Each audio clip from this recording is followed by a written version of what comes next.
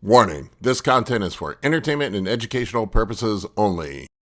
This video is brought to you by First Detachment Nutrition.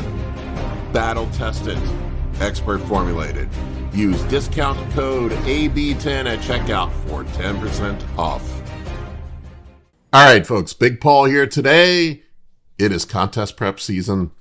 A lot of bros are doing bodybuilding shows. I've got some tips and tricks for you on what to expect at the bodybuilding show that you're doing. A lot of people go in and are blindsided and not ready for everything that's happening at a bodybuilding show, and it's sort of a whirlwind. I'm going to fill you in on all the little things that you can expect that will happen at the bodybuilding show.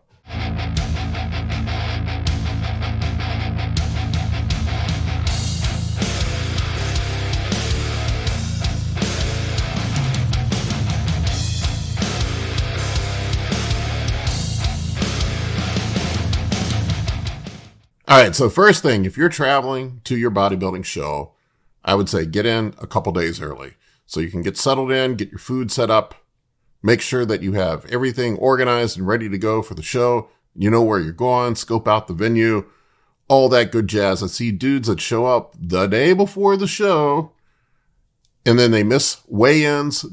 Crap happens. I know people several times that have missed weigh-ins or registration for the show, and then they can't compete. They get booted out of the show because they waited till the last minute to show up. So I would get in a couple days early, find out what's going on, see where everything is at.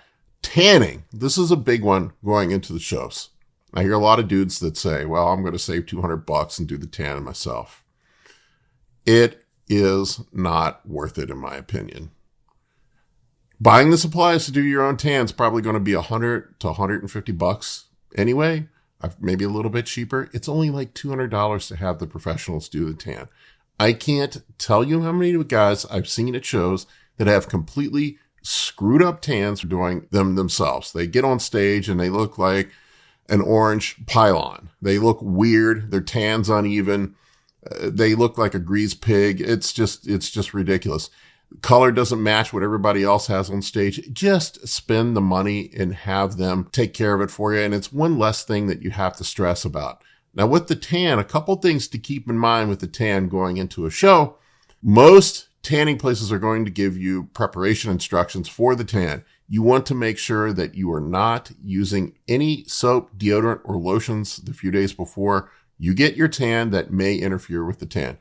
You'll see that guy every once in a while that turns out green because there is something in his soap or deodorant that messed up the tan. I was at the New York Pro last year and there was a dude that looked green on stage. Not sure what happened, but he looked green. It was totally goofed up. I will tell you this. Most pro bodybuilders, in fact, I think all pro bodybuilders, they do their own tan. They don't take a risk with doing it themselves. It's just, you spend 16 weeks getting ready for a show. You spend all that money on a coach, everything. Just spend the extra money and have them do the tan. Usually they're going to do 2 coats. So be prepared for this. They're going to do a coat the night before. They're going to do a coat early in the morning, the next morning. Make sure you set your alarm and you don't miss that second coat of tan. And then they'll also be there backstage to touch you up. So that's another added benefit of not doing the tan yourself.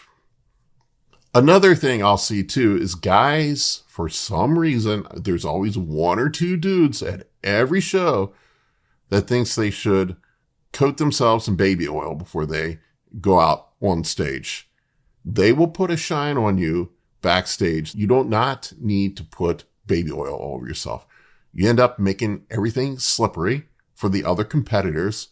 You get oil all over the stage and you look like a shiny clown when you get out on the stage. It's ridiculous. Do not oil yourself up. They will put a coat on you before you go out on stage.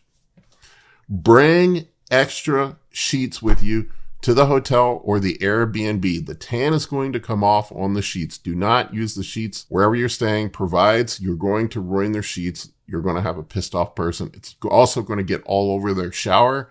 So I would bring some cleaning supplies to clean out the shower as well. Another thing, in regards to the tan, bring a raincoat, bring an umbrella. I've been to so many shows where it starts raining and then people come in with tans that are run and look ridiculous. So Make sure that you bring a raincoat or an umbrella just in case it rains. Another thing, the jock sock. You know what I'm talking about. Get yourself a little ankle sock to make sure you can cover up your junk when you get a tan. A lot of times the tanning places will have some socks to cover up your pee-pee with, but they often run out. Then dudes are in the tanning booth with girls. It's usually girls that do the tans with their wing-wang hanging out.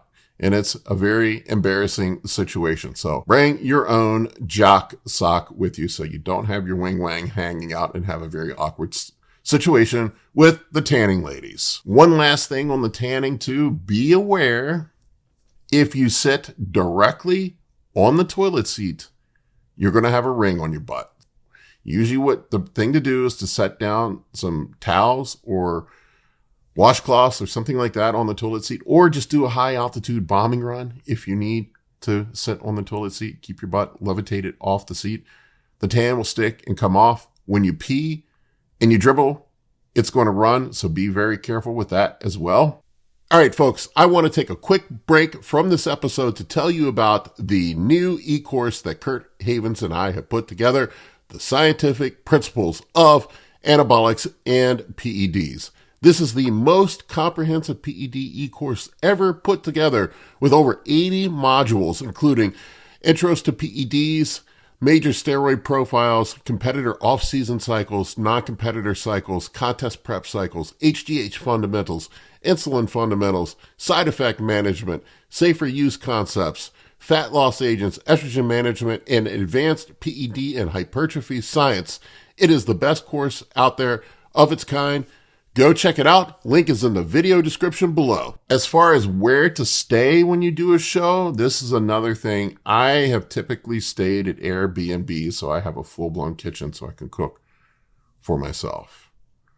I will tell you this, it's sort of lame. A lot of the host hotels at bodybuilding shows take the microwaves and refrigerators out of the room because they don't want bodybuilders cooking and eating in the room. Be prepared for that. There may not be a way to cook your food. I've seen some bodybuilders bring hot plates, rice cookers, and their own microwave with them to shows so they can take care of cooking in the hotel room. But that is an issue at a lot of bodybuilding events at the host hotel. A lot of times they do not have any place to cook your food, and you get stuck with no way to prepare your food. No microwave, no nothing. They'll have like a microwave on the third floor that everybody's sharing, and you got a line of people standing at the microwave to warm up their food. So be aware of that. Now let's talk about show day. You want to be prepared for show day. I encourage everybody to bring 2 pairs of posing trunks with you in case something happens. In case you tear one, in case you lose one of them, in case the officials say that's color or that cut you can't wear. I've never seen that happen. Supposedly they inspect the trunks and they're supposed to be official trunks that you wear. But I would bring 2 pairs of trunks with you just in case something happens. I've seen dudes where they can't find their trunks the day of the show and then there's a full-blown panic. Your number, a lot of people don't realize where you're supposed to put your number on your trunks. It goes typically on the left-hand side of your trunks. You want it to be visible. With your trunks, too, make sure you pull them up and fit them properly. You want to try on your trunks before you get to the show. I see dudes all the time that buy posing trunks at the beginning of the show, and they never wear them again until the day of the show. And guess what happens? They've lost weight, and those posing trunks don't fit anymore. So whatever trunks you're going to wear on stage, I would probably practice in them the last few weeks going into the show. Do your posing practice with those on. Make sure they fit. Make sure that you know how to get them on properly. Make sure that they look good. And bring 2 pairs of posing trunks with you to the day of the show. The day of the show, the morning of, you usually want to get there early. There's going to be an athletes meeting where they run through the details of the show. There's always bros that come in late. They aren't prepared. They'll tell you how things go. I will tell you, once shows start, things move quickly. They move very quickly. A lot of times it's quicker than what you think. You may be standing around. I've had situations where you standing around too. My last national show, I was standing around way longer than we had anticipated. But at most shows that I've been to before, things move quicker than you think and guys are not ready. They're trying to time up eating their gummy bears and rice cakes and all that stuff before they get on stage. And they end up missing it and then they freak out. And then you go out on stage without it. It's not really going to make a difference. If you don't eat your gummy bears and your rice cakes with nut butter before you go on stage, don't freak out. It's not the end of the world. That stuff is more psychological than it is physiological. It's not really going to make much of a difference before you go out on stage. Me personally, I usually bring a little bit of candy, maybe some potato chips to munch on, some Gatorade, something like that backstage. Nothing crazy. Last year at finals at my show, I didn't even eat anything. I just sipped on a Gatorade. That was it. Everybody else was munching on all their snacks and stuff. I don't want any distension. I don't want any upset stomach when I get on stage. Just be careful with that stuff. And another thing, when you're backstage, getting ready to go out, don't start pumping up 1 hour before you get on stage. I see dudes all the time that are, I guess it's nerves or whatever. They're back there pumping up like an hour before they actually go on the lineup. Bring some bands with you. Sometimes the shows have bands. Be prepared to lose them, other people to take them. So make sure they're bands that you don't mind losing.